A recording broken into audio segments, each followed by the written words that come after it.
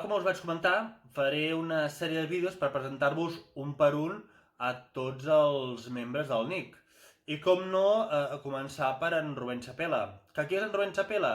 És qui dirigeix el grup, qui decideix, qui proposa les reunions, qui mou tota la pàgina web i, òbviament, un dels cofundadors del grup, del NIC, ja farà uns 3 anys.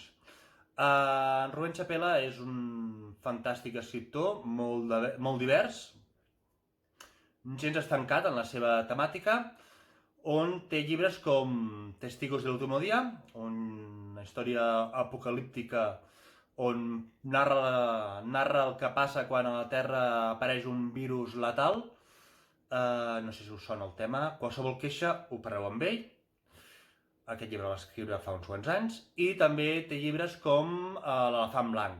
El llibre de què us parlarà avui és de La carn d'Adam, és una de les seves millors obres i resumeix les vivències d'una escriptora famosa.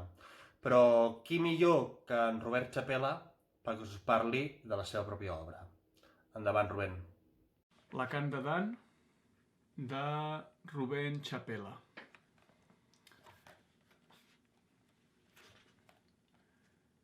Probablement, pensar es tractava d'un desafortunat que havia resultat molt ferit per les tropes o alguna milícia. «Com us trobeu, monsieur? M'escolteu?» va preguntar el gitano, gairebé cridant per tal de fer-se sentir sobre la fressa de la pluja. Sense emetre cap resposta, l'agonitzant figura deixà de moure's. Aquesta quietud feu recordar en Guillaume el comportament d'alguns depredadors, tots junts abans de realitzar un atac contra la seva presa. Davant la idea, fent del cor fort, continuà apropant-se fins que va poder posar la seva forta mà sobre les espatlles del malferit.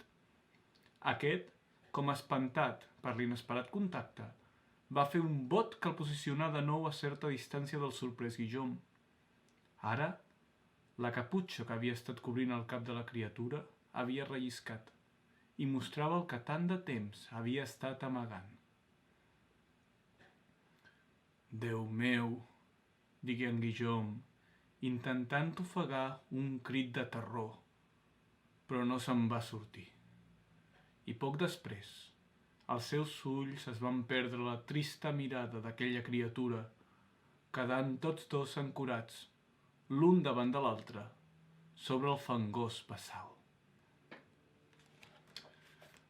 Aquesta novel·la, que he escrit ara fa un temps, tracta sobre un grup d'escriptors i poetes a Ginebra el 1816, compost per personalitats com Mary Godwin, Percy Shelley i Lord Byron.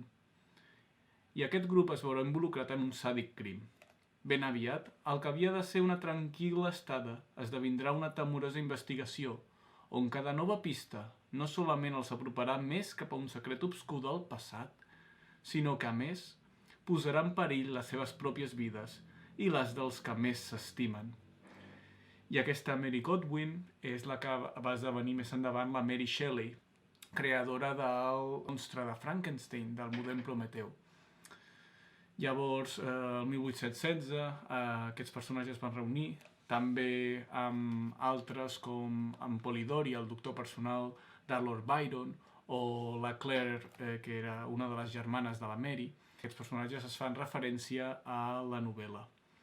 Aquesta novel·la ha involucrat molta recerca, sobretot no només de història, sinó de rumors que corrien sobre cada un dels personatges, sobre les seves interaccions, sobre les seves personalitats, per intentar fer-la creïble, per intentar fer, dintre d'uns fets que van realment ocórrer, crear una ficció creïble i sostenible.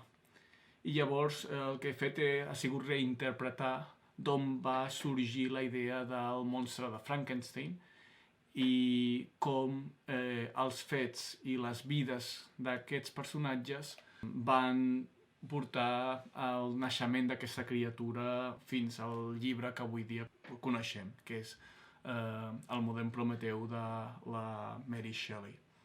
A la contraportada també esmento una frase que va dir la Mary Shelley i que, de fet, crec que podria haver estat molt adequada dintre del context de les seves aventures en aquesta novel·la, La Can d'Adam.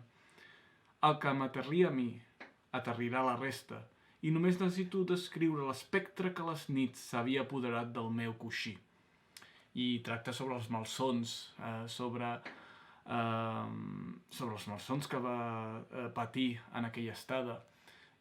No només per al tema de les pressions personals que rebia al seu voltant, sinó també es tractava d'un estiu on va ser especialment plujós, fred, vale? Llavors us podeu imaginar l'atmosfera gòtica que els envoltava. Al principi de cada capítol també poso un fragment del Paradís perdut de John Milton, i he triat aquest poeta perquè va ser el que, en teoria, va inspirar també a la Mary Shelley a escriure el Frankenstein.